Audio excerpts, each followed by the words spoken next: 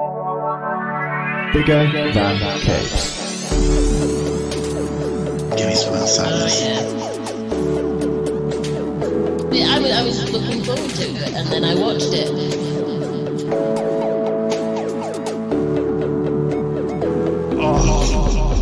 Right.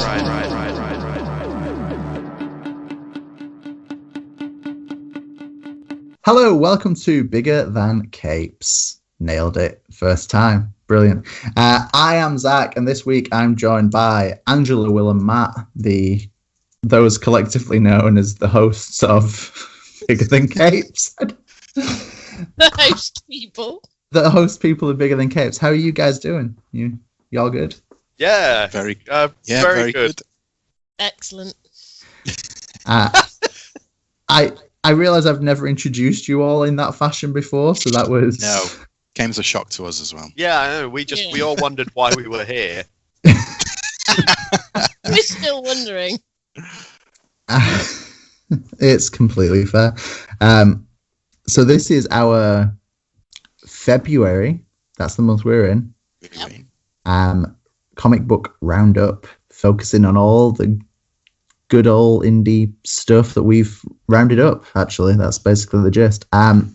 One thing I did want to acknowledge before we get into the actual issues that we have rounded up, as I've so accurately explained, is that February, compared to January, February is the most stacked month for indie comics.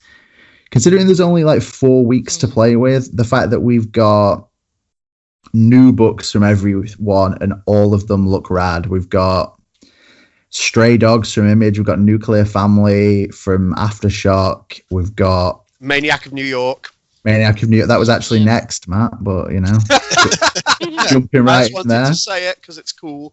We've got Deep Beyond from Image, which looks rad. We've got Redemption from AWA, Sonyaverse #1 from Dynamite, of course.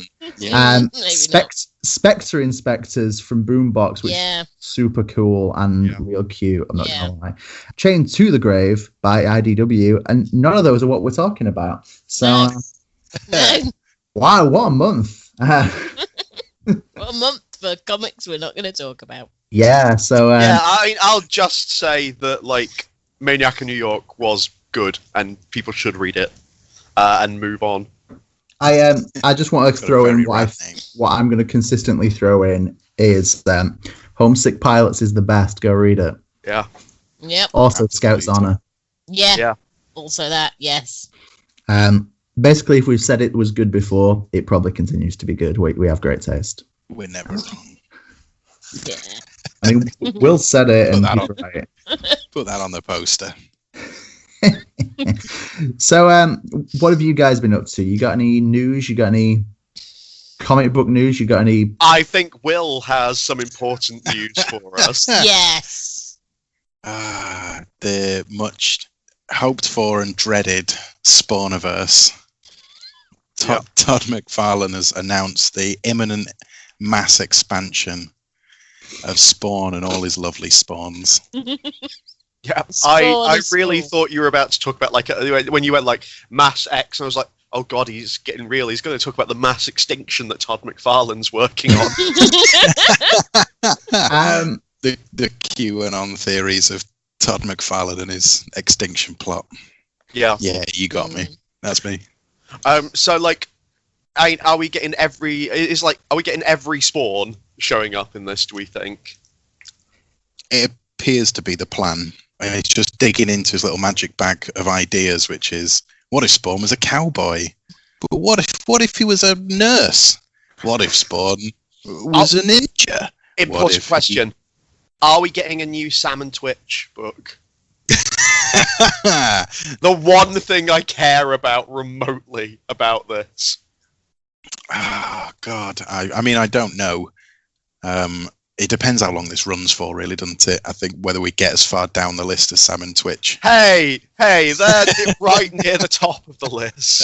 What really interested me with this is the fact that it all the headlines were phrased as if this wasn't going to be like Venomverse or Spider-Verse. It was always framed like Todd McFarlane's introducing a new comic book shared universe. So they made it sound like it wasn't just going to be all Spawn all the time.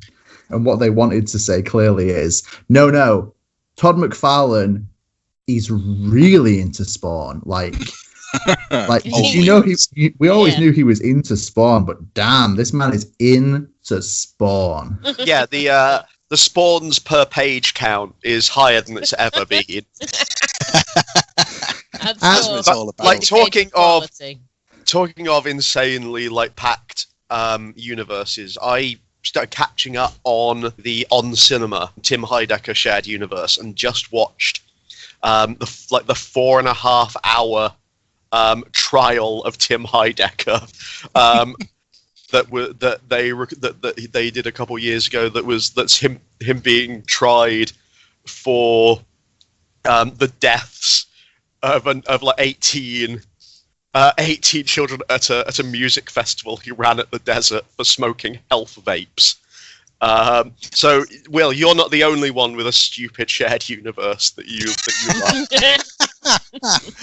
I mean, I've got to be honest with you. I don't love Spawn. I'm just sort of eternally fascinated by Spawn. I haven't even read that much, but I remember when the film came out, and I mean, objectively awful. Even as a sort of pre-teen, I knew it was bad, but the suit's really cool. Like, just I still own it on DVD. Oh yes, you do. It's like that's like owning Daredevil. The Affleck Daredevil. You watch your mouth, Will. Or like Dookie. Like everybody's got one, but you're not always willing to admit it. Yeah. Nope. Dookie, for those not playing along at home, is a Green Day album. Yeah. It's not a comic book. Yeah. It's not a bad album. Sorry, it's pretty good. I might have aged out of a point where that was a reference that I just assumed everybody I'm not immediately get. Oh God, that's made me feel very old very quickly. Not the best Green Day album, but I would say it is top 5. I think it is. I think it is their crowning achievement. This isn't going to make it in, is it? I think it's well, now it has to. Now you said that. I think best or second best. Now let's move on before we really. Incidentally, if you guys want to start doing like Bigger Than Dookie as a like side podcast, and we'll like run down Green Day songs or something, I don't know. The albums. I do have the time right now. Just have Dookie as our baseline and only talk about albums that we think are better. Yeah, Zach, we can do our bigger than Cuomo, and do Weezer. Do Weezer songs. It's like we're constantly, so we're already in a niche. It's like we're constantly looking for that deeper niche that no one can quite. The niche of the niche. Niche squared. Don't get me wrong, I respect us for it, but between Baywatch Nights and this, we're really. Zach, though, to be fair, I do think that if we did this, we could scientifically figure out once and for all whether Blue or Pinkerton is the better album. We could solve the debate. Is there a measurable scientific test that can be? We'll figure it out. We'll put on the lab coats. We'll get out the beakers and the microscopes. Have lots of electric strobes just going back and forth. Yeah, coloured liquid in tubes and things. One of those cool balls that you could touch, and the static electricity at your hands. Yeah. Used to have one of those. It broke. Real sad. Do you remember those like as well? Racks of metal pins, and you could sort of push your hand into them? Yeah. Oh, those did any of you ever go to Eureka? Oh Yes. God. Eureka. Now, this definitely isn't going. No, this has to. People need to, kids today need to know about Eureka. You know it's still there, Matt, and our audience is definitely not kids. And also, they have to live near Halifax. or be taken by their school on a coach. True. It's got an Archimedes screw right when you walk in, and a giant plasma ball. It's great. You could dress up as a postman and deliver post all around Eureka. The hot air postal system that ran all the way around it was a beaut. Anyway.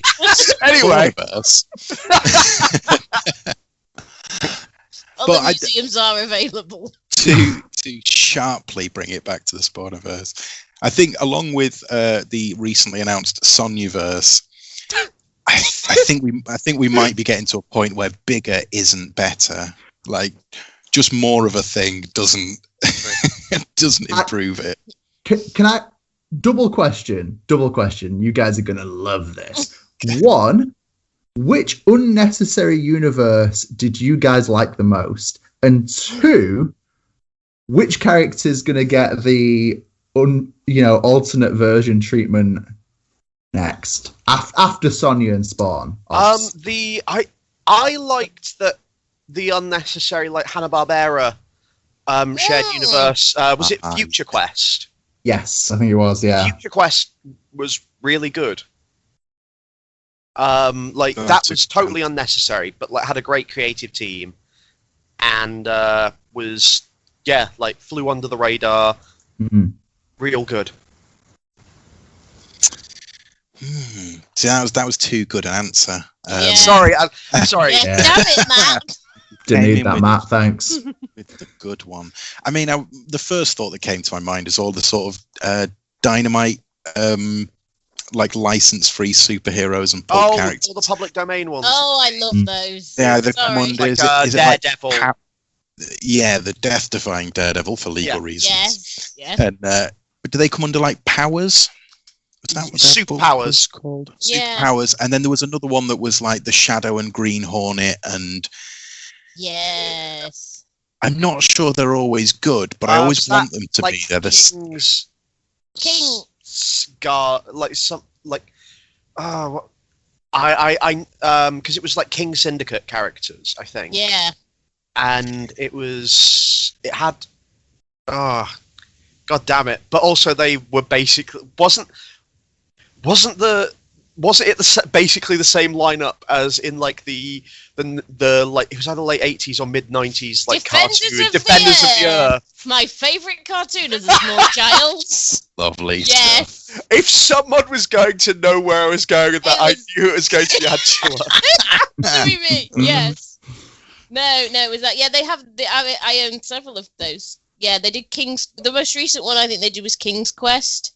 Yeah. Which, was really, really good. I mean, it probably wasn't, but, don't trust my taste, kids. But I enjoyed it. It had the Phantom and Mandrake and Flash Gordon, and Dale had kind of turned evil and stuff, and it was good. Oh, no. This is not where I expected this to go. I'm just going to throw in and mine's only a single issue, so you guys are welcome. You know that one issue of Quantum and Woody, where we see all the alternate Quantum and Woodies and what could have been?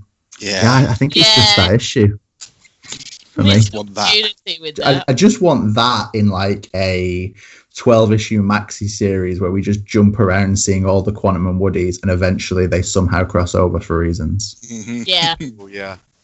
Yeah. Yeah. And I think that is a completely feasible request from Valiant right now, except it will, of course, be probably 5 issues, and there will be no hint of a follow-up. Yeah. Yeah. I mean, having said all that, I do like sort of comic universe. I like that it's a tenement of comics that things kind of overlap and interlink. I just don't think Todd McFarlane's the guy who's gonna make the really good one. Who's gonna go out there and go this is the most cohesive of universes. Do you think the creators he's brought in for this will help? I think a lot of it's going to depend on what freedom they get. If they've been brought in effectively on a paid hired gig, and that he's given them a story to pen, then I don't think it really matters who they are. I agree, and I also think the fact that Donny Cates is going to write some of it, but is it going to be is he going to say just do what you want, and it ends up potentially being a really great Donny Cates comic, or is he going to say, here's all the continuity you've got to fit it into. By the end of this issue, you've got X, Y, Z. I think that's kind of the threat, isn't it? That if it is being quite editorial from McFarlane, we're not going to get Donny Cates' best work. Also, the fact that Donny Cates is creating his own superhero universe with every other Image character right now feels like Unless that's it, unless Donny Cates' contribution is bringing Spawn and Crossover together in it's a backdoor sort of thing. Spawn-over. Spawn-over. Ooh, Yeah. Spawn-over sounds not good. No, it sounds really bad. Yeah. I mean, it's not the first time Image have had a punt at this as well. Like Invincible has crossed over with other characters like Savage Dragon and Fire Breather. Yeah, and so we've seen, and it's like Dynamo 5 and forgot about Dynamo 5. Oh, what was the? I mean, Newfound Glory's come to mind, but that's definitely a pop punk band. It was the one about was it the one about the superhero family? Yeah. I just yeah, can't pluck it out. Yeah, I'll have to edit that in. Yeah, no, if this was if anyone on here was going to know, it was going to be Matt or Will. Yeah, I can remember who were like really like, because I think we both probably got into Invincible and like the Kirkman verse probably around the same sort of time. Yeah, like quite early on. Like before it, like there was a to steal like a phrase from another podcast I like talking about Invincible, like that before it became that there was a shortage of red ink every time that they had a fight in Invincible. Like it was like one of my favorite books.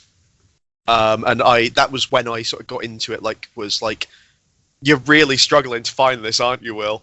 Yeah. I can see, like, I'm just enjoying watching you. It's so annoying as well as you flick through all of the other Image superheroes that there are, and you're just like, it's none of these. Come on, come on, the internet. Google. And I know it's from, I know it's from ages ago, and I know like it hasn't been made or read or talked about. This is probably like there's probably like we've probably set off alarm bells somewhere by just remembering it exists. We should probably move on to actually the stuff, so frustrating. and if we find it, we can come back to this. Yeah, I did want one final point because I kept meaning to bring it up and then had different ideas and said other things. But while I was first reading about the Spawniverse, one thing that I really noted was I think the perceived big middle finger to the Valiant universe, as he constantly went on about being the third universe, and you're like, well, that marketing campaign has already come and gone past. Yeah, somebody did that for like somebody's done that. Yeah. And they're what now? then? Yeah, 8-9 years into their third universe. So noble causes. Noble causes. Right. I mean, let's just end it there. Yeah, ring the bell. It's over. Done. I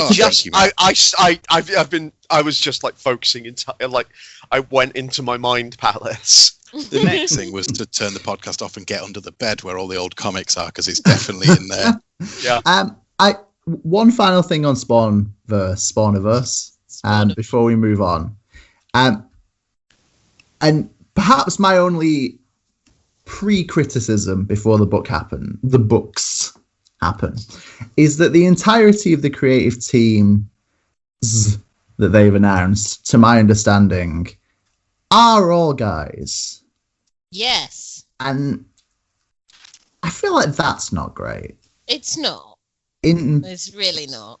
In 2021, I feel like there must be some women who, for whatever reasons, want to write and or draw Spawn. I don't know why. I don't know why anyone wants to write or draw Spawn. It could be that all the women who are professional enough to do it just were like, you know what? No. Yes, no. They were like, no to Spawn.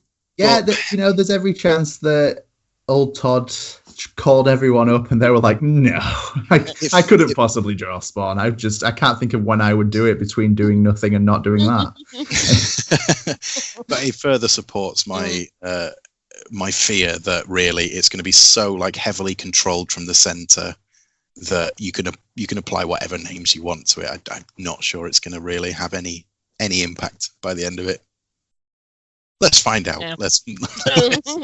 We'll be back in 6 months' time for our Spawniverse roundup. Spawn again. Spawn to be wild. Honestly, puns. We will sell Spawn puns to Todd McFarlane if he needs them. Those two are already heavily patented by us, I think. So don't even try and say. Yeah, TM. Yeah, TM. Yeah. I've already started my scripts for Spawn to be wild. There's nothing he can do about it. We're gonna put all these jokes in an envelope and post them to ourselves, so we have the date. Yeah. Oh, we've given away so many good ideas on this podcast. Well, we've given away ideas. All right. Thoughts. So it's at this time that I would like to invite you all to say a little something about our sponsors. Who wants to start? Yeah, I'll go. Traveling Man is a comic shop. Zach, that was my go. It's also a board game shop. I added. Yep. And they sell Funko Pops. Oh God. Yeah, they do. Round us up, Zach. They're based in Manchester, York, Leeds, and Newcastle. They're currently selling online at travelingman.com, and they're also doing click and collect in at least Manchester and Newcastle, so definitely hit them up. This month we are talking about 4 books from 4 places, and due to the luck of the draw, Will, you are up first. I want to talk to you all about Radiant Black from Image Comics. It's written by Kyle Higgins, the art is by Marcelo Costa, and the lettering is by Becca Carey. It's about the main character, Nathan Burnett, who is a sort of 30-something whose life is kind of going down the pan. He's got no money, and he's in loads of debt, and ultimately has to move back in with his parents, with what appears to be his kind of overly loving mother, and his sort of sarcastic father, until one night when he's out drinking with his friend Marshall, his old friend from back in the day, he comes across, well, I don't know what you'd call it, a blob of light. And in touching said blob of light is encased in a super science suit that allows him to do lots of powers, including it would appear flying and lifting things. It looks like sort of like 0 point sort of energy manipulation, like gravity sort of control. I must say, didn't put that much thought into it. It lifts things and flies. It's a pretty straight down the middle concept, I think, for a superhero comic. Yeah. I do actually like the fact that he's in his. Thanks for the feedback. I do like that he's in his 30s. I think that's actually kind of refreshing for a new superhero. I think the tendency to go for teenagers and have that whole like school experience has been done a lot. So to have somebody who's kind of already an adult and kind of a bit washed up and will have different personal problems than your usual teenager, I think will be a good thing.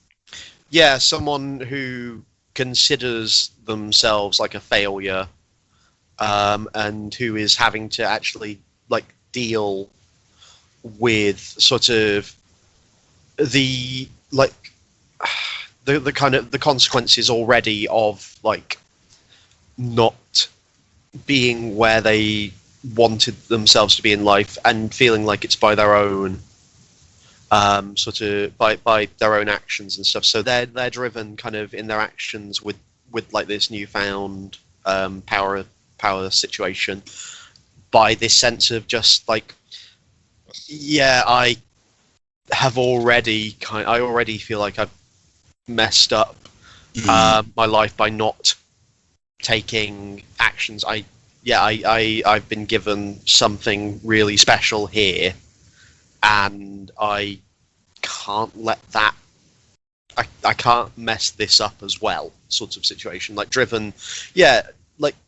being driven by that is quite an interesting, quite an interesting twist, I guess. Yeah, I think it adds a new dynamic because it's when it is the teenage character, it's often like the outsider through no fault of their own is then given this gift to elevate them from their kind of station, I suppose.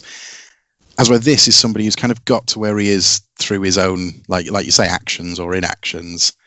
And I think it gives a different sort of springboard for a superhero to say, actually, this is my like last chance to, at least in his own eyes, to be worthwhile. Yeah, to kind of make something of themselves. Yeah, instead of with a teen, it's often their like first chance to make something of themselves. Like,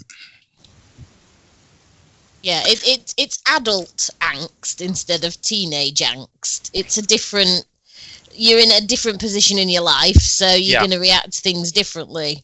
And it's interesting because if it was a teenager finding it, they'd be like, "Yay, cool! Look at all the stuff I can do and what stuff you assume, and look what I can do with it." And then he's a little bit more introspective of like, you know, what can I, you know, my life's kind of screwed up at this point, and now this has happened. What do I do? It's a little less exhilaration, a little bit more reflective on, you know, with great power comes great responsibility. Who said that? TM. So, that's ours. Full of good ideas. Put it in an envelope. But he's aware of that. He doesn't have to be told it by a mentor figure. It's already in his own head that, you know, responsible adulthood kind of sucks. Yes. Yeah. Like, it might work particularly well because, like, I'm at that similar sort of age, and, you know, have in the past had to, you know, like, move back in with like parents and stuff, like due to various like you know, financial situations, and having hopes and stuff that didn't work out. Like, so it's unfortunately relatable. Yeah, very much, yeah. But I think for a lot of people, whether it's like you know, the specific scenario of having to move back in with your parents, or just broadly kind of not being where you thought you would be by the time you've hit kind of like prime adulthood, and you think, God, I wish I was making a comic book podcast, but I'm not. And then you're like, oh shit, I am. What a specific example. Every young child's dream. I do want to bring up the fact that the blurb goes on to talk about that this suit is of alien origin, and that the aliens are coming back for the suit, the power. But you don't get any of that in this first issue. No, I was surprised. I was expecting something like a last page reveal or something. Yeah, or the odd shit, like we found it sort of thing. And I mean, there is a last page reveal of sorts, but it's compared to what the blurb is telling you, that seems to come out of nowhere, really. Yeah, very much so. Yeah, I was quite surprised. I was expecting the last page to be all aliens or just some hint about where this suit's come from, and no, not that. It almost feels like the blurb is going to end up being like a long-term storyline for the actual whole thing, rather than even this first arc, I guess. Yeah. Perhaps this is more of a criticism of like how comics are released and the adherence to the sort of 22 or 20 odd page format, is that the fact that you have to put it in the blurb sort of suggests that like it's important enough to the story, but it just didn't make it into those opening pages. I kind of feel like that's a problem, and I already think that this is a comic that's going to work much better in trade.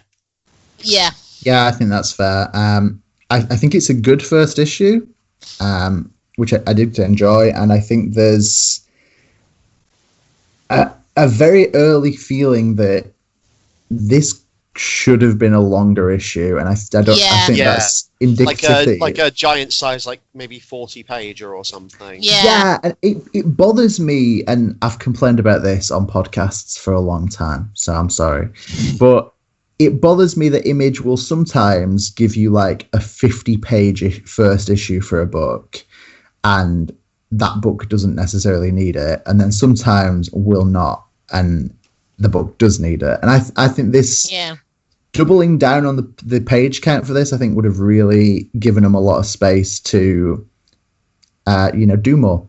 And while I don't think it's a bad first issue, I think a few extra pages, hell, even if it was only 30 pages, I think would have been enough to like really flesh out the intro to Nathan and Radiant Black and all the things. Yeah, it was one of those at the end. I felt like the first issue hadn't quite given enough idea of what the kind of direction is going to be. I mean, it's looks like it's set up the initial kind of primary villain, but as of yet, we don't have any kind of motivation or knowledge of who they are. Now, that's part of the cliffhanger. But in the same way, I kind of feel that there isn't necessarily enough meat on the bones yet. Yeah. I agree. I think it's not the most fleshed out of first issues, and there's not a lot to go at other than quite a standard first superhero issue. I'm sure Matt's going to agree with this, so it's good that he's here. Kind of reminiscent of the start of the Jaime Reyes Blue Beetle run from the mid-2000s. I can get that sort of feeling to it, like where we have like I have the feeling that it's going to rely as much on like family relationships and stuff as it is on the superpower sort of stuff, like that we're sort of going to get a lot of like in the same way that like that Blue Beetle run was as much about Jaime and his community as it was about like Blue Beetle and stuff. Like I can sort of see I sort of get that similar feeling, and like finding the sort of like supernatural alien tech, and eventually, like we know it's going like the Reach is going to come for it, but like I mean, it falls so squarely in my wheelhouse that I will almost certainly read more. But speaking of in your wheelhouse, I've got one later. Well, we've got one later that's so very you. You know it. But I will almost certainly read more, but I think I'd need more fairly quickly. I think I'd need the second or third issue to start kind of indicating what the core drive is going to be. Having said that, like it took Invincible 8 issues to kind of prove it wasn't just going to be a very standard superhero story. And I must admit, if I was buying that in singles, I probably wouldn't have made it past 4. Not because they were bad, but it was just normal teen slowly gets powers. And I think a big selling point here is the fact that I have liked the Power Rangers series that Kyle Higgins has been writing, and Marcelo Costa's artwork is really nice. Yeah, so, agreed. Yeah. I think the creative team and that history of Power Rangers is a large appeal, and I do wonder how this would resonate with someone who wasn't a Power Rangers person. Out of curiosity, do we have any of those here? I mean, I do like those Power Rangers comics. I can't say I'm like outwardly a Power Rangers person. I don't know what that means, but you dress up in spandex and fight monsters. I don't know. Then I'm definitely a Power Rangers person. Matt is arguably the most Power Rangers person of those people. Yeah. But I do like those comics. I do like Marcelo Costa's art in this. I like the splash page when his suit he first kind of gets the suit on, and it's quite reminiscent of that kind of 90s sort of TV show cartoon where it'd be like you see the arm and then the suit go up and then another arm and then like the neck and then it comes over the head, and it has that staged bit by bit kind of assembly of the suit. I think you're right. It's just like George Clooney at the start of Batman and Robin. Exactly like George Clooney. Hand twist, you see the spikes. Boot on, does a clasp. Nipples, check. Let's fight some crime. It was a dumb little thing though that I actually really liked, was when they first sort of see the kind of like the anomaly sort of floating in the air. That it's a very cool little design of this sort of space Is it like kind of like a it's like they say it's hole? like a mini black hole. Yeah, it's they're the just like, agreed upon it drawing looks- of black holes now, isn't it? Well, they're just like it looks exactly the same from every single angle, and like they show him sort of moving around it, and it's just the same. Like an NPC in an old like PC game that no matter Yeah, which direction you approach them from, they're always straight on. It's so it's like I actually really like that, and they just that they sort of point that out, because it has like these like that has like these lines and sort of this like halo sort of thing around it that is just like it's cool to think that it's just like, oh yeah, no, like this thing is weird. It's no matter how you look at it, it's exactly the same. Yeah. I like the little bits as well where he kind of he panics when he's first got the suit on and vomits, and the suit like kindly opens a little hatch for his vomit to come out, and then when he can't like figure out how to get the helmet off and he's just trying to pull his own head off. I liked all those kind of struggles. They were fun. I think there are some good little jokes in here amongst all the angst. Oh, the Uber, the Uber at the start, him having his discussion with his credit company. Turned down for another loan. He's actually also he's an Uber driver, so like when he's off the phone with them after they declined him, and he's just in tears, and his next like Uber clients get in. Everything's fine. Yeah, and he's just like. I think sadly the only female character that we've seen so far. I was gonna bring that up. Yeah, Nathan Burnett's mother gets all of the name of Mrs. Burnett throughout the comic to date, and as well his dad Henry gets name dropped.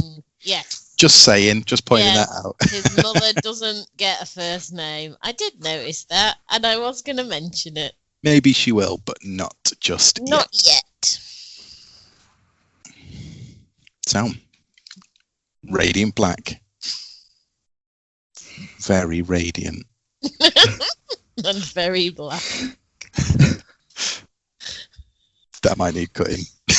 Yeah. It might need cutting. It might need, turning into a little promo thing that we put on all this social media. I can't say which way it's going to go yet, Will. But I mean, if you can just cut out Angela saying "and very black," I think that can be used against Angela in a multitude of ways. When we eventually go for ownership over those trademarks. We'll bring it in as evidence of bad character. That's fine. One last thing, and I don't know anything. I meant to Google it, and I'm hoping someone else did. The end of this issue definitely mentions that there's going to be a Kickstarter for Dragon Girl Red. Yes. Did anyone Google that? I meant to, because it looks like the sort of tokusatsu shit that I kind of like. And equally, it's by Matt Groom, who did Self-Made, which is real good. Or at least co-written by Matt Groom. Yeah. So I was curious, but I was hoping someone else would have done the work. Look at her. She's got like a Kamen Rider helmet. She's doing like a henshin pose.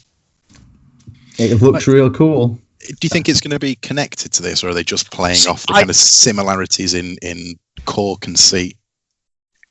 I don't know. I doubt it's connected. Having complained solidly about the Spawn universe, I wouldn't mind. Yeah, Blackverse. If Kyle Higgins decides to spearhead a Power Rangers but not quite shared universe, I am there for that. It's edited by Higgins. So maybe this is it. Maybe we were wrong. The Spawniverse is not the end. Maybe this. This is the end. The third shared universe. Yeah. Because he set up a new line for all of his new books called Black Market Narrative. Which is a cool name. Yeah. It's a cool name. But yeah, maybe that's the core of the new springing universe. I mean, Image are going to end up with 5 clutches of shared universes, aren't they? And then some poor bastard is going to try and merge them all together. Yeah. Yeah. And Sorry. I knew I recognised like Matt Groom from somewhere else. Yeah, like he does like a podcast that I've listened to a few times, which is like a Power Ranger. yes, he does. Yeah. Podcast that I think I might have heard about initially because of a Sailor Moon podcast I listened to at one point. Obviously, natural step. Yep. It's a slippery slope between podcasts. You know, you start out hosting one, and then you're listening to one, then you listen to another, and yeah. I'll tell you now, if you were to Google Dragon Girl Red, you wouldn't find a damn thing about that Kickstarter. You saying this personal experience? I'm doing it right now, Matt. That's what's happening. That's disappointing. I hope. I mean, it screams of like the Green Ranger, doesn't it? Like this extra entity turning up. You mean the best Yeah. Ranger? Well, Yeah. Yeah. I was always a Billy guy because blonde, glasses. That's kind of it. The similarities ended. I liked Billy a lot, but no one was as cool as Tommy. No, not in reality. I mean, You got to consider how much Zach danced for some reason. yes. Though talking of Tommy, like, is it David Frank or the actor who plays Jason Frank? Jason David Frank. Who played him, like, is now like an MMA fighter with his own line of Christian MMA wear. Also, briefly, Bloodshot in the Ninjak versus the Valiant universe. I'm gonna fling that as a segue now because we've got Nailed it. Yeah. So yes. she was Bloodshot in Ninjak versus the Valiant universe, the live action thing that I think, well, at least two of us saw. Was John Morrison in that? Yeah, baby. Yes, Eternal he was. Warrior. He was Eternal I mean, Warrior. you're derailing this segue, man. Yeah, so Sorry. back to the segue. So, the actual third superhero universe, for those of you who don't know, is Valiant. So there you are. None of this other stuff. The actual third superhero universe, is Malibu. Thank you very It is Valiant, but we're not talking about a superhero in this book, weirdly enough. Well, anyway, so we're talking about Savage #1, which is published by Valiant, the creators of the third superhero universe. It's written by Max Bemis. It is arted by Nathan Stockman. It is coloured by Triona Farrell, and it is lettered by Hassan Ostmain El Ahu, and I hope I've pronounced that correctly. The cover artists were Marcus Toe and Rico Renzi. So, for those of you who are unaware of Savage, this is not the first appearance of Savage. A few years ago, there was a run of Savage, which ended with the main character, Kevin Savage Sauvage. Yeah, that's his name, people. Being stranded in the modern day, specifically London. And as a result of this, we now catch up with him sometime later, both literally and in publishing time.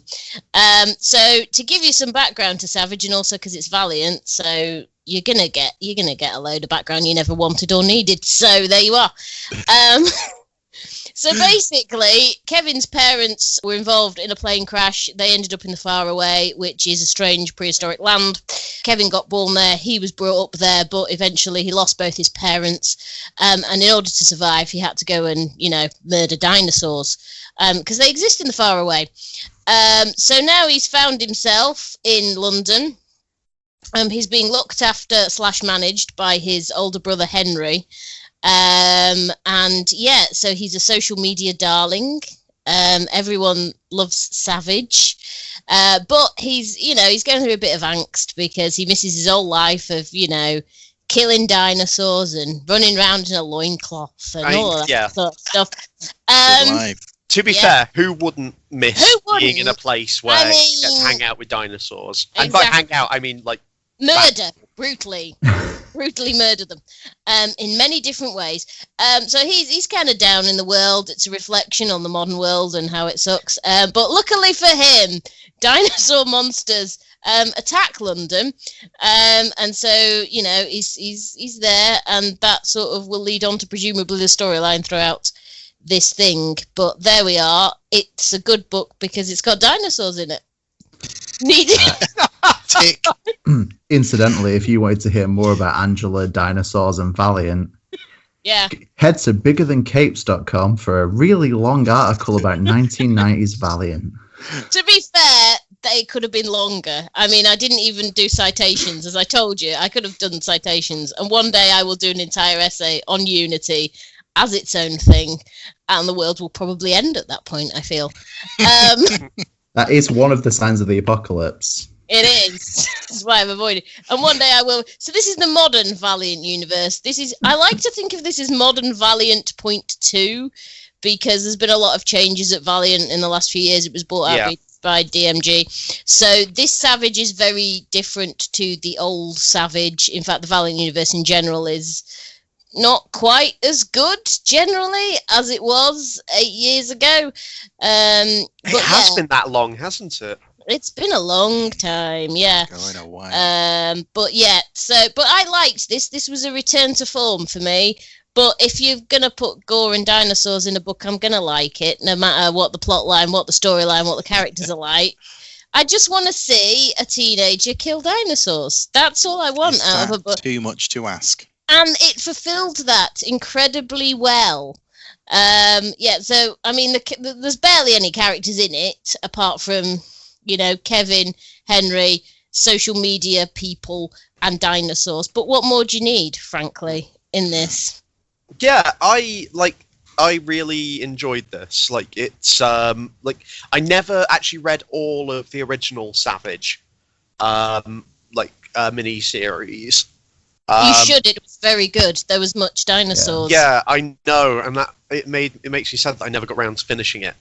I read, I think, the first 2 issues, and really liked it, but just sort of lost track of it in my my pile, and then stopped sort of getting it. But this was knowing I knew enough about it, and from the core premise and stuff, and enough about Valiant in general to just dive in and really enjoy this. And the amount of knowledge you need is really minimal. It's literally all you need to know is child what grew up on Fantasy Island of dinosaurs in another dimension is now home. And has to deal, with the strangeness of the modern world and celebrity. But it's fun. There's a lot of really good sort of very exaggerated sort of cartooning in here that I like a lot. There's a few particular places, some of the dinosaur designs are very cartoony. Yeah. Because there's a few sort of much larger ones, weird body shapes, all sorts of extra arms, and stuff. And they're playing baseball with Big Ben and stuff. Yeah. And when you sort of get the reveal at the end of Project Bizarre, who all look like they could be from. Well, this is a very, very niche, incredibly niche reference of what they sort of reminded me of. Is that they looked like they could have all been characters in the. Did any of you ever read the Fleetway publishing Sonic the Comic? No. No. Well, when Matt said niche, he meant niche. So they had a regular sort of strip in there called based on the game Decap Attack, which was done by a guy called Nigel Kitching, and they all look like they could have been like. They all have the same sort of weird sort of body shapes and like facial expressions and stuff, and like weird science looks that they could have all been in that, or in like. Or like they could have been in like the old Marvel comics, like Doctor Who stuff. Like it feels like a book where, I don't know, like TechNet or something could show up. I'm just gonna throw it out there. Weird science looks is like 5-star Matt's statement, I think. Yeah. I think that like they reminded me a bit of. The sort of dinosaurs and monsters in early Dragon Ball. Yes. Yeah. Lots of kind of fins, but also kind of sort of rounded and a bit kind of fleshy, like loosely based on real, like loosely based on the idea of real world. Yeah. Of like an 8-year-old's idea of what a dinosaur probably looks like. But I think it's in the action that the art is at its best in this book. I think in the opening few bits, I was thinking like it's perfectly nice art. Like there's plenty of detail. It's really clear, but it feels somehow kind of just. It felt a kind of big 2-ish in a way that it was almost. It's unfair to call it ordinary comic art, but it didn't feel spectacular. Yeah. But there's a point where he starts kind of running across a building, and it looks like, does he climb up the Shard? Yeah, it looks like it.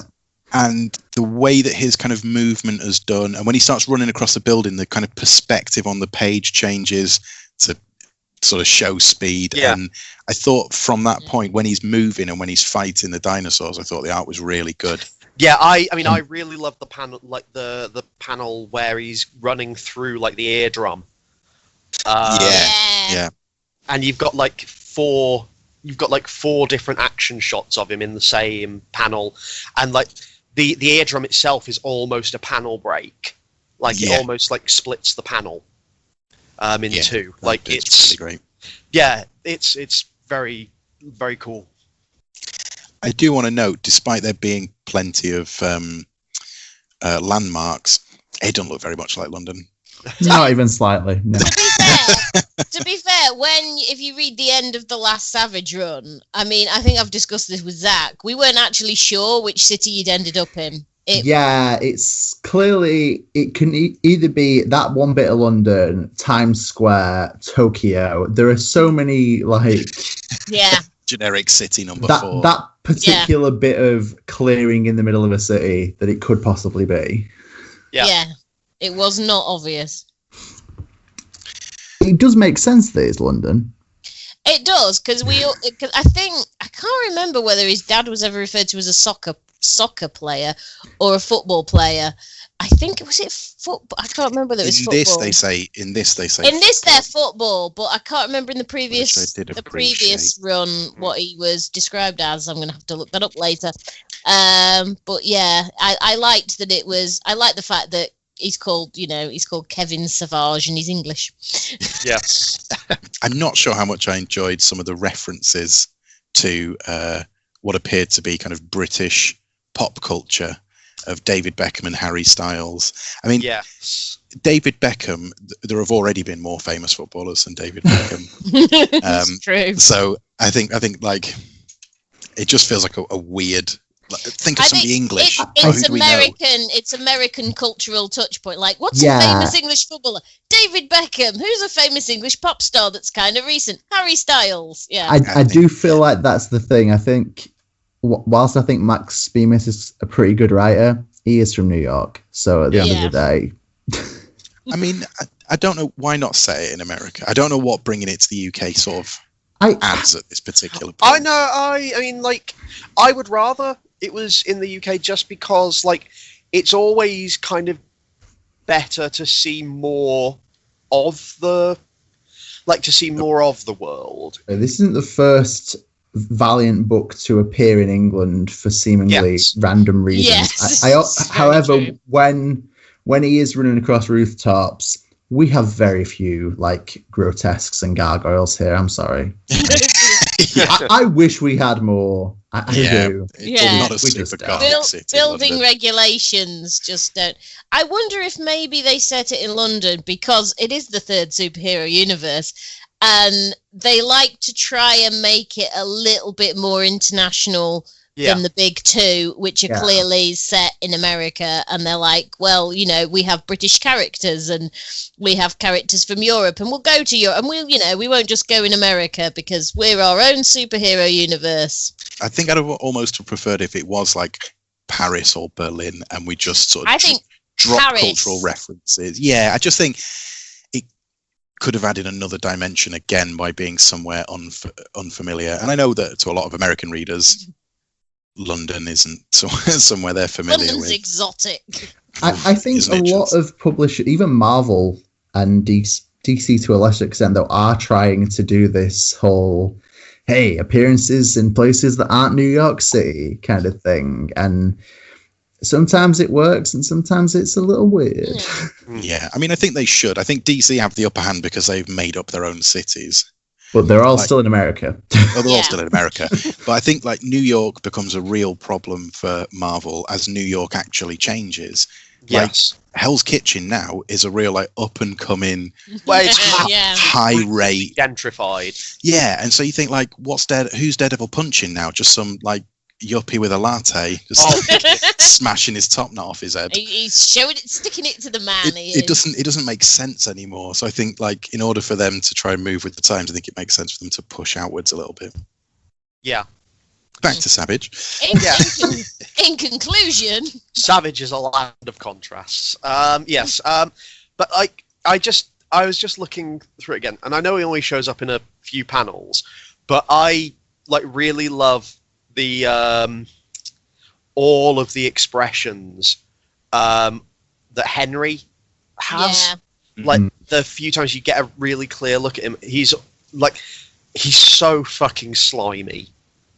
Yeah. And he's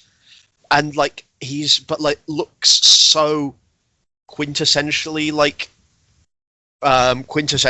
English as well. Like he has that sort of like the sort of face I want to punch that only seems to occur in other British people.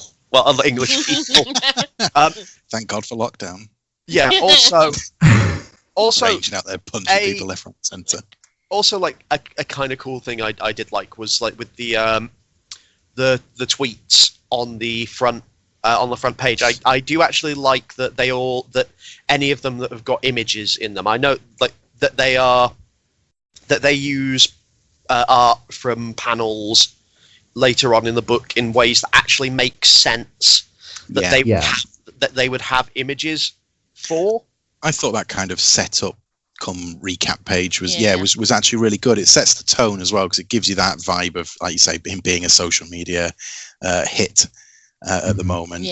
Like you've got the girls who see him who bump into him on the street and get him to sign their book, and like you have a photo of that looks like it's like a photo of them like when they're about to get him to sign it. They have like him when he's giving his like sign like peace signs and stuff to the cameras in his interview.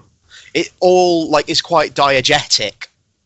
I do think though that the best thing going on the Twitter page is the people who are following Savage, followed by Project Bizarre and Vincent Van Goat and Colonel Capshaw. Weirdly enough, I mean, I completely agree, but not what I thought you were going to say. Oh wow, hit me! I thought the reference was going to be to A Sound of Thunder. Okay, yeah. Talk about laying down some new beats. They're a real like epic metal band who have made an album to coincide with the Shadow Man comic. Yeah. And also like a single track for Rye as well. So I quite like that as a little tidbit of a sort of almost real, potentially sort of real tweet about something. I didn't realize that they were a real band. I thought it was a reference I thought the reason that it was being used in Savage was because of A Sound of Thunder being like a Ray Bradbury story about time traveling to hunt dinosaurs. Ah, well, extra layers. Also works. Layers we didn't know existed. I think my final thing for this is all through the original Savage run, it's kind of suggested they're in the far away, but never confirmed. And I'm glad they confirmed that, like, for us. But I have a real deep need to know how he knows that it's called the far away. Far away. That is a good point. Because he didn't know that for all of Volume 1. Like, no. has he bumped into an immortal brother since who's like... Well, I mean, he's got, let's be honest, I mean, he's being followed by 55, you know, he's following 350 people on Twitter. It's not out of the realm of impossibility that one of those 350 people... The goat told him. Yeah, one of them's Armstrong, and he just laid it all out. Yeah. There are a few things like that, aren't there? Like, the way he speaks is like a teenager from 2020, and you think somebody who's been raised in a jungle. I'm not, mind you, I haven't read the first miniseries, so I don't know what his dad was like and whether that is a reflection of his dad being a Londoner. It's like when he calls somebody a wanker, and you think, like, where's he picked that up from? I assume he's picked it up via social media and his brother. Again, yeah, absolutely right. Yeah. But no, good book. In conclusion, dinosaurs. Dinosaurs. Yeah. Enjoyed dinosaurs. Very much. Talking of dinosaurs, Luna. Will, but no. There are no dinosaurs in this next one. So that means that it's automatically the worst book being following this. So Luna is from Boom Studios. It is written by Maria Llovett. It is drawn by Maria Llovett. The cover is by Maria Llovett, with variant covers by Jenny Frissum and Maria Llovett. The logo design, you guessed it, Maria Llovett. I think I've really nailed that. You guys are welcome. So Luna, in a nutshell, follows Teresa as she wrecks her car, we assume, in the desert. We don't see the crash, we just know it's happened. And wakes up when she's been taken to safety by the family of the sun.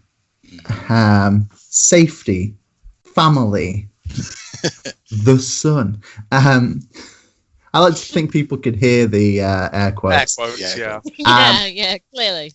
And weirdness ensues, basically, you know.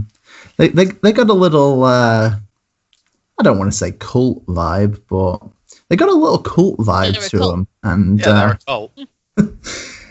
And they are a 60s cult. Yeah, and they live in a kind of unbelievable tropical oasis in the middle of the desert. And there might be some supernatural happenings too. I say might. There's some supernatural happenings too. Yeah, and blood, magic. Yeah. Broadly. Sex, drugs, rock and roll, cult. I have absolutely no idea where this is going. But but I can't say that I'm not intrigued to find out.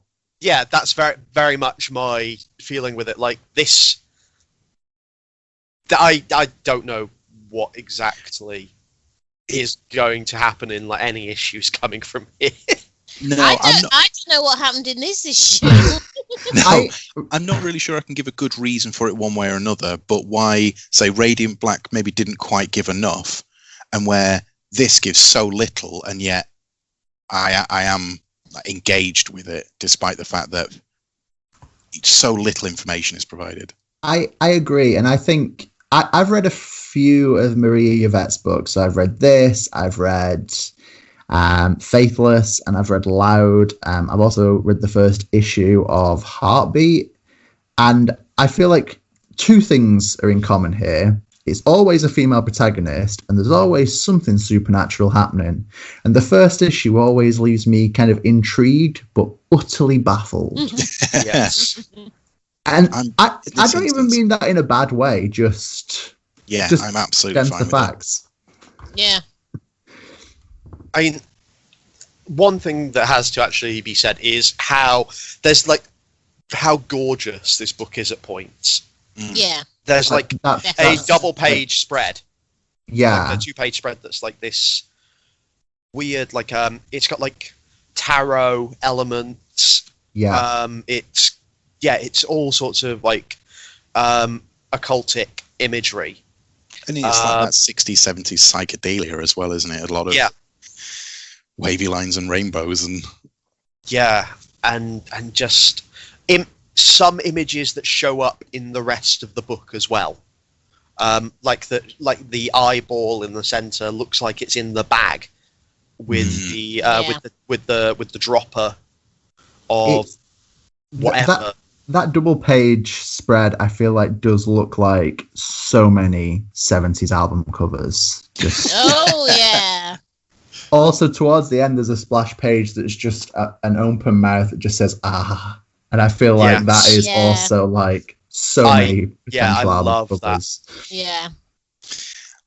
I really liked, on a couple of pages, at the bottom of the page, there'd start to be these like doodles of the more psychedelic bits would kind of creep in around the panels. And it happened kind of, I think the first time is when she becomes unconscious and goes into like a dream after the car crash, and the second time after she takes the secret drug mixed with what's he called, Lux's blood. And it happens then in that kind of hint of her sort of slipping into a different state of mind. There's stuff that it happens a little bit when they start playing like records and smoking weed sort of like around the fire, but there it's very much just standard kind of like Summer of Love hippie sort of color imagery. It then it changes and takes on that more sinister kind of occultic vibe when she takes the dropper of like what might be LSD or something good or something like and like you start getting like the skulls and like the moon and the like the one-eyed like person chained up. Yeah, I guess I'm kind of glad we didn't get it immediately, but I am waiting for the kind of the other shoe to drop in terms of the family of the son, and it all to turn a bit kind of Manson family. I kind of anticipate that's still going to happen, but I'm glad like that wasn't thrown under the bus in the first issue. Like I think that's an event which is going to be interesting in a bit. Yes. Again, it's just leading back to that fact that you're kind of given very little information, but what there is, including the sort of last page reveal. For context, they live in the desert, but around this cave, just life has sprung, and there's like an oasis just somewhere in the middle of some desert, and within this cave, I think the mystery will sort of further evolve, and I think it's masterfully done. I think it's a comic that is intriguing and absolutely kind of hits what it's attempting to do. I'm kind of all go for Luna. I'm very much looking forward to like the next few issues, because like the thing is that like I trust that the story will come together, but it's one of these things where like it's so pretty, exactly, that even if I don't necessarily like get it all, I wouldn't care that much. Because just looking at some of these pages, they're, like I said, they're absolutely gorgeous, and like the amount of variance in its color palette, and like not just the colors themselves, but like the tones and the brightness of them, and how how bright they're sort of willing to go with like the colors and stuff varies depending on like the page and the panel even. Like it's really just like mind-blowingly beautiful in some places. It's a book you read for the art above the plot, almost. At least at the moment. Yeah. I feel like when there's more of it, that like it'll be easier to, obviously then it'll be easier to read for the plot because you'll have more of the plot to kind of put together. But But the art is enough to carry you through until then. Yeah, definitely. I'm not quite sure exactly sort of how the dividing line happened, but there are enough elements given to you already that I'm kind of rubbing my hands together, waiting for it all to kick off. Like you can, that's it. Yeah. To just all sort of move in the direction. And I don't know why that has really worked here and hasn't in other books. None really that we've read today necessarily, but where you've seen all the elements line up and you just think, it's kind of eye-rollingly.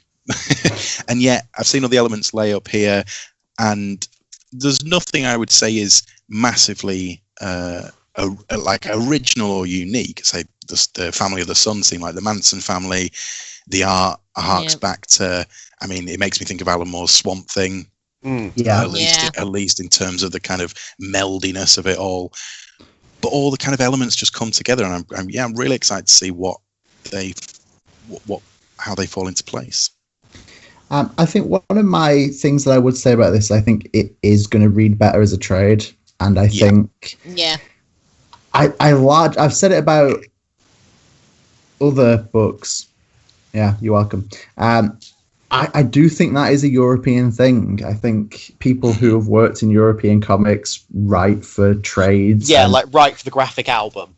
Yeah, and then it's strange when single issues happen. And I think that's the case here. I think this is going to be really cool and really all fit together, and it's going to look great in trade. I feel like it should be a hardback, and boom, are going to make me have a paperback of it.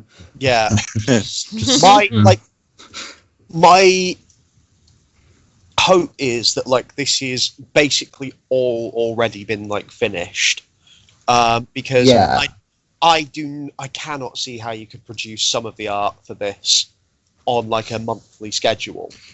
I noticed with this, and I think what supports what you've just said is every single page is signed.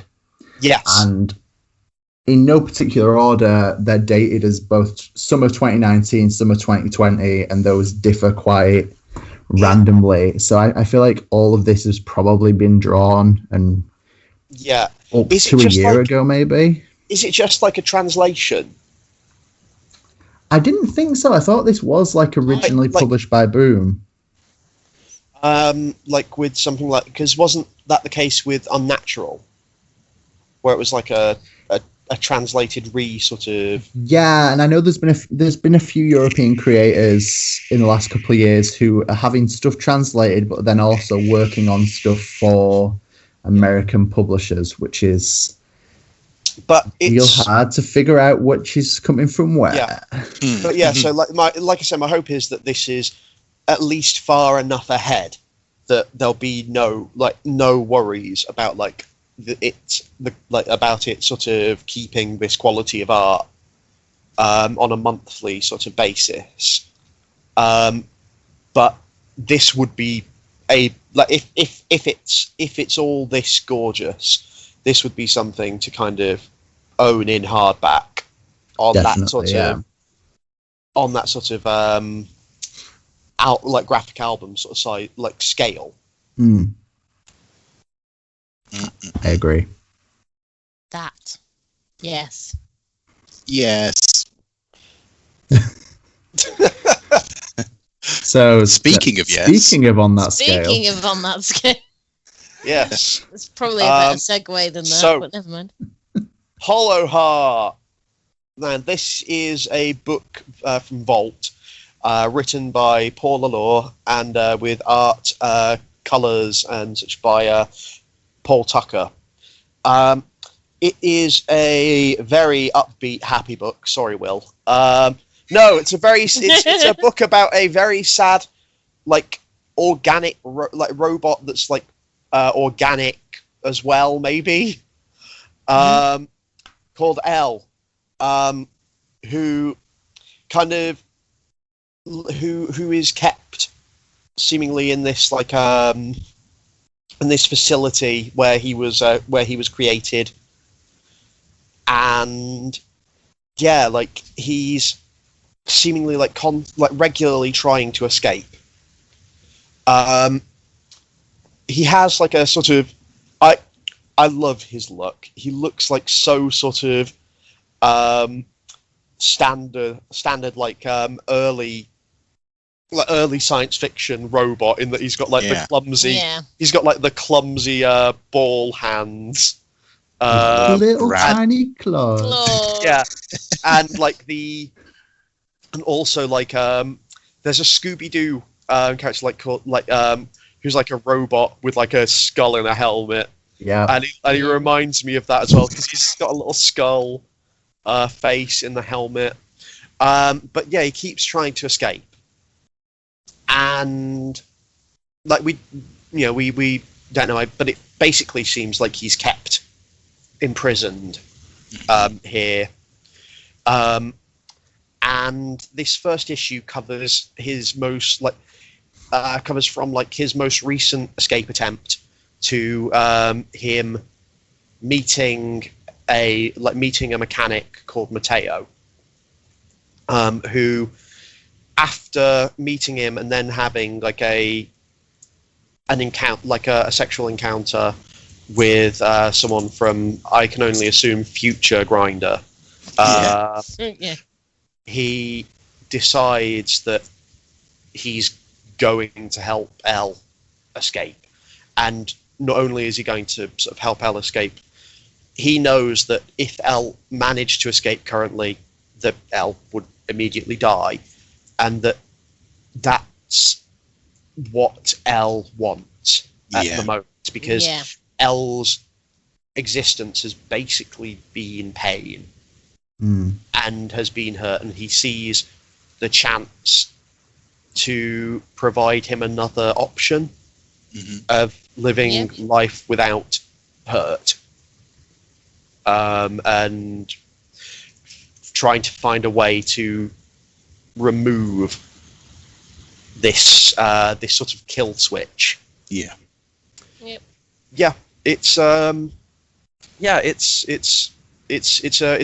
a cool little setup that, like, and it's got a sad robot, so it's great for Will.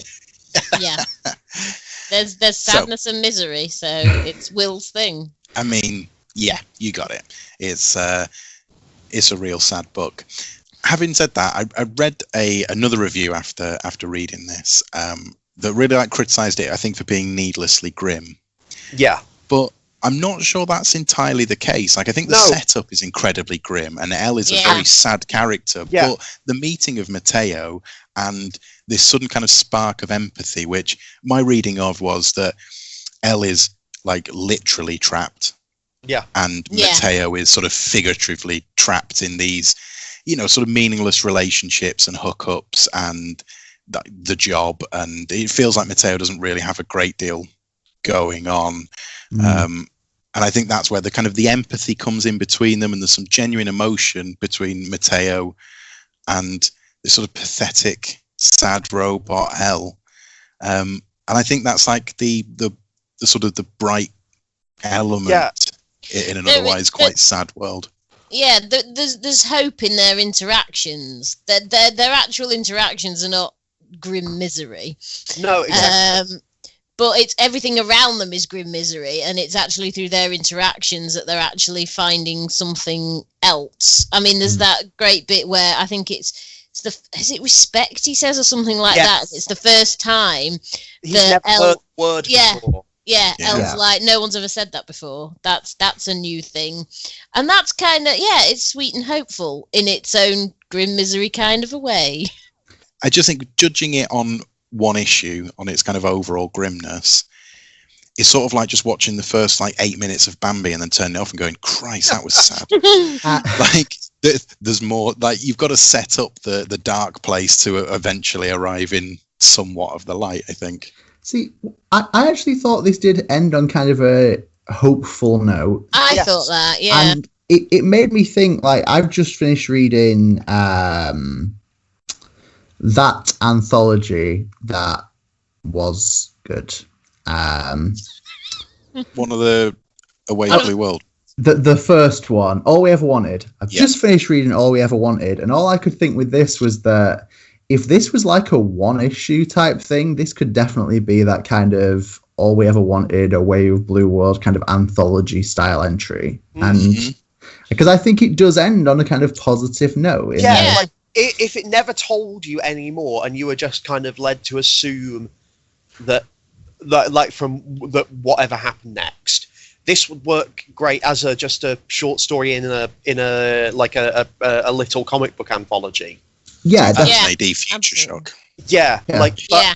I agree though. Like it's one of these books, like you say, it is very sort of grim and sad, and like the fact that like I mean there's a part where the sad robot like to protect Mateo's feelings doesn't like Acknowledge pain. doesn't acknowledge pain, and he's like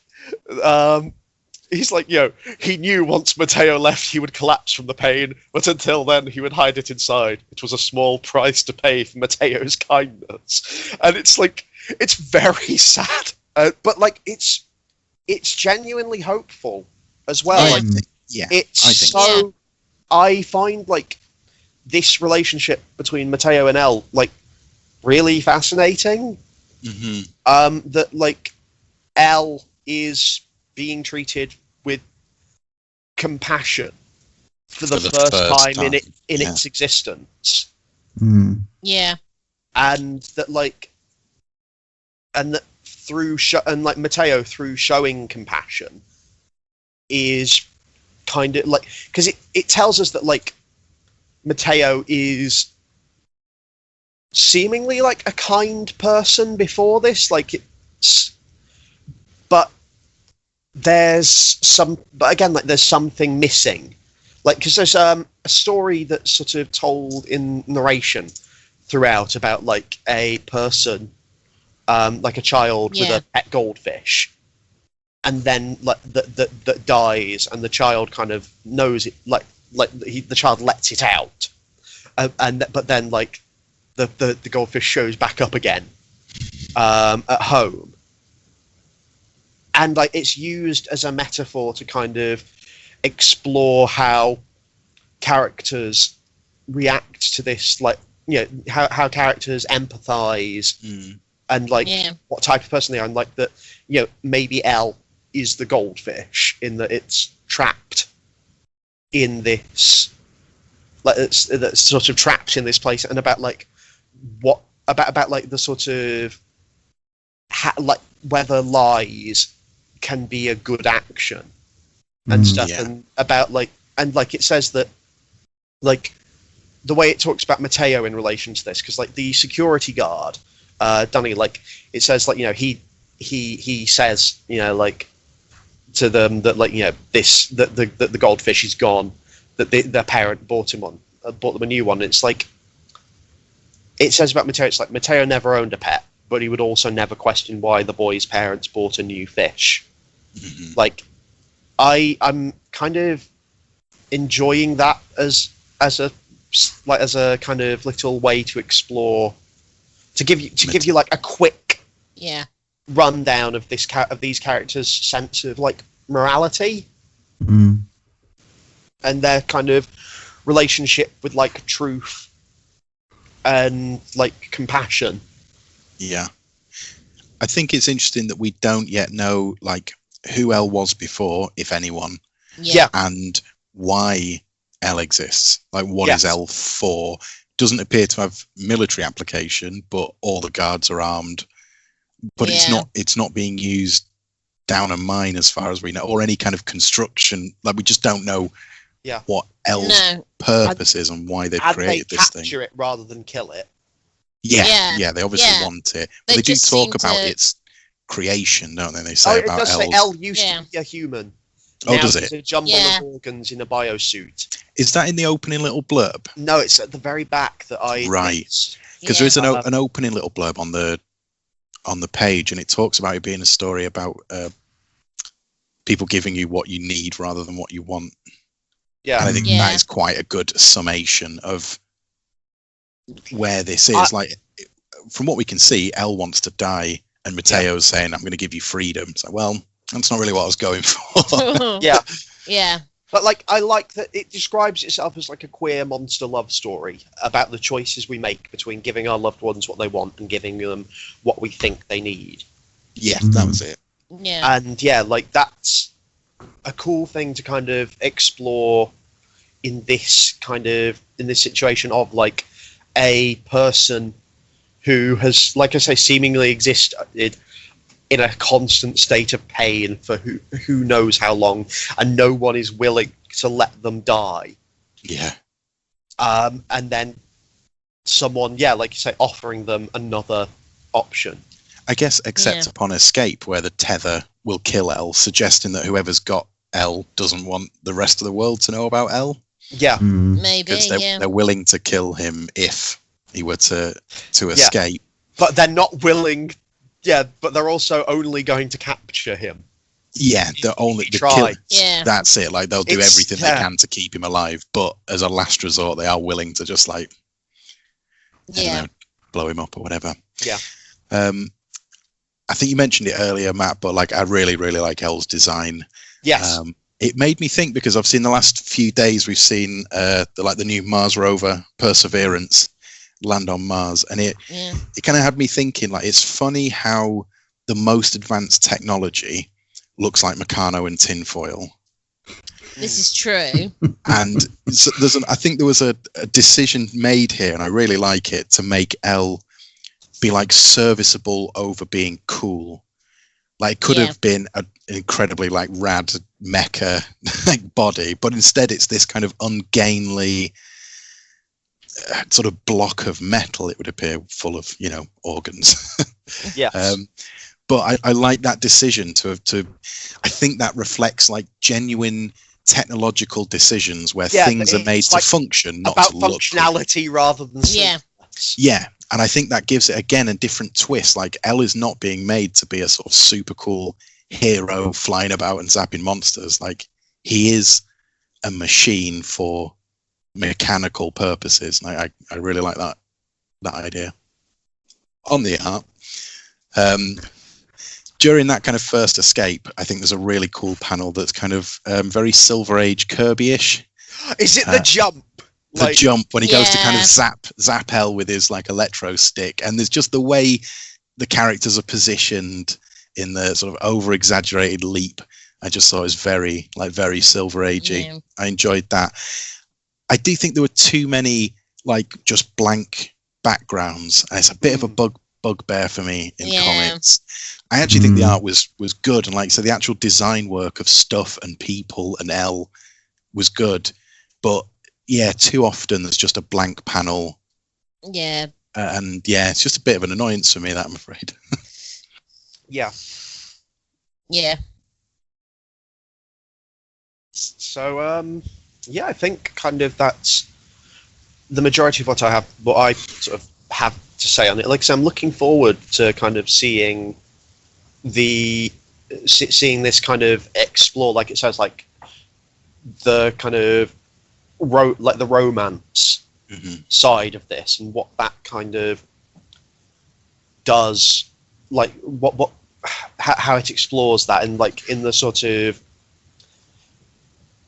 like where like with the sort of Shape of Water, except this is actually like where it's not kind of the standard thing of a woman can see beyond the ugliness of the monster, like because women are expected to compromise and see through those things and perform that sort of emotional labor, where it's like actually kind of where it's a guy who's being expected to kind of or is doing that sort of emotional labor and work to kind of look at this person and see them as a person rather than a monster. Yeah, that's fair. Yeah. I'll go with that. But dug it. Yeah, dug it. Yeah, very good. Sad robot. Sad robot. Sad robot and dinosaurs. What more do you need in it? in a weekly podcast. There's absolutely nothing. Very Angela and Will week, isn't that? Yeah. Yeah. Very much. Month, Yeah, no, I guess, not month. week. I liked Hollow Heart. Like I didn't know how I was going to feel about it going in, but like I really enjoyed it, and talking about it, I enjoy it even more. Sort of looking back. I think of the 4, Luna is probably my standout pick. Yeah. Just about, but I enjoyed all of these to different degrees. Yeah, I think it's quite a hard month to rank in an order, really. So that means that we'll put Zach first. I mean, sure, I think it's probably... All right, off the top of me nut. This is bollocks, Matt, now. Go, Will. Luna, Hollow Heart, Savage, Radiant Black, I think. See, I'm inclined to kind of agree with that. I think Radiant Black is going to be a real good trade. I think Savage is going to... I think they're all going to benefit from being in trade, to be fair. Agreed. Yeah. Yeah. Definitely, yeah. And I'm pretty confident I will come back and read all of these. I mean, Savage is Valiant, and like Angela, I'm an addict, so I will eventually simply read it. But the others, I'd be absolutely happy to come back to any of these. Yeah, yeah, definitely. I think I'm probably the same, but could possibly swap around. It's Radiant Black is I enjoyed a lot, but is probably say the sort of fourth place, and then it gets down to what do I value more? Do I value incredible art and cool sort of expressionistic sort of storytelling with Luna? Do I value the fun, weird bits of comedy and just sort of expression of Savage, or do I want sad robots and sad queer robots? Come with me, take my hand, Matt, and we'll walk together into grief. So this it's kind of probably number one is either Hollow Heart or Luna, and it's like you say, it's a very hard month. So yeah, that's kind of I can't give a proper decision. Spoiled ballot. Yep, I've just written on it. I've just written something out now about dinosaurs are cool, robots are cool, art is cool, and I've put it in the box. Written some Marxist quote and then lobbed it in a box. Viva la revolution. Popped it in. Great. Angela, you were Damn! I was kind of hoping someone would forget No, about don't me. worry. Damn it! No, You're a valued member of this podcast. How could we ever forget about you? Oh, I mean, dinosaurs just speak to my id. I mean, let's be honest. Oh. Dinosaurs and Valiant kind of do own my soul, so this is really hard because I know objectively it's not the best. Writing and plot wise, and yet, but it's really fun, and yet it's the one I had the most fun reading. Yeah, exactly. That's why it's so hard. That's why it's hard. Hollow Heart, I like sad robots and I like weird sci-fi stuff, so that was well up there. I liked Luna; it was ever so pretty. I mean, I didn't understand it particularly. I was baffled, but I liked the way it baffled me, and it was terribly pretty. Radiant Black, I definitely would put in, and it's by a small amount, last place. And I'm just going to say that because they didn't give his mum a first name. That's really what's knocked it right down for me. But yeah, I can't pick. But dinosaurs. No. Yeah.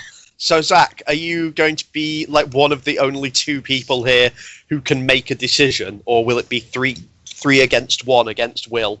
I'm fairly in agreement with Will on this one. I think it's kind of it is joint between Luna and Hollow Heart for top. I think it might be Luna. I think Will might be right. And I'm going to read all 4 of them. I think that's established truth amongst all of us. And I think, for Radiant Black, I'm not sure. There's a little part of me that thinks, I am going to go back for the singles, and there's part of me that thinks I'm going to wait for the trade. Same with Savage. Yeah, I have a long history of buying Valiant singles, and I had to stop. I'm It's running hard to out of quit. house. So Yeah, I mean that's it. I'm just a trade reader. Like I gave up, like, apart from Saga, which is only out of habit when it's in print, yeah, when it's happening, But it's, and Sex Criminals as well, I guess. I yeah, think that it's just something that the US market, I think, summarily ignores.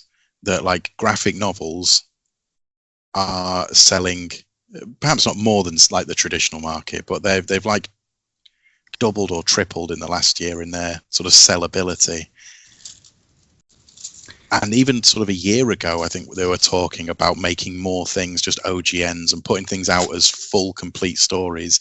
It just hasn't really materialized, has it? No, Just but they've been just talking didn't about happen. that for years. Yeah, yeah, it comes up every so often that that's what they're going to do, and then it never happens. and I'll be honest with you, if you can give me a book which I know has 6 issues rather than buying the first 3 and never being able to get any more, then I'm much more for that Yeah.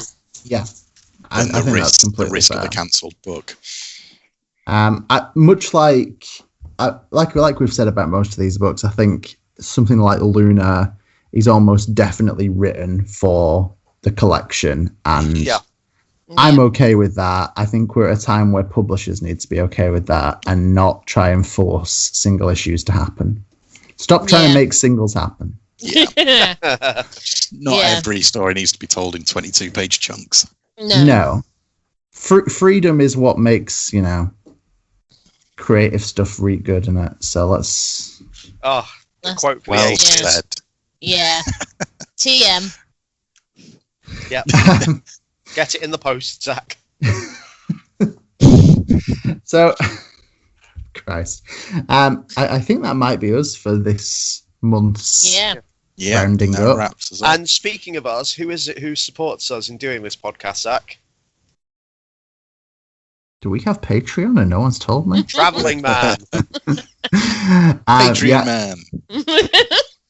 Again, shout out to Travelling Man. They're based in 4 cities that I can't remember. Leeds, Leeds. Newcastle, York, and... Manchester. Oh, yeah, the the one one we live in. Hit them up, travelingman.com. Or just like email them and I guess they'll send you comics because click and collects. I don't know how that works. No, I still don't know, but it's good. I bet. Good. It's a Something. thing they're doing. We will be back next week, most probably to discuss. I'm not going to say what we're going to come back for because I've got no guarantees. So we will be back next week for more Bigger Than Capes. Yes. We've collectively been Angela, Matt, Will, and Zach alphabetizing us. That's right. That was nice. Nice. We will continue to be. And remember that comics are Bigger Bigger than than Capes. Capes. Perfect. That was nearly right. That was I'm sorry, nowhere I near it. started too early.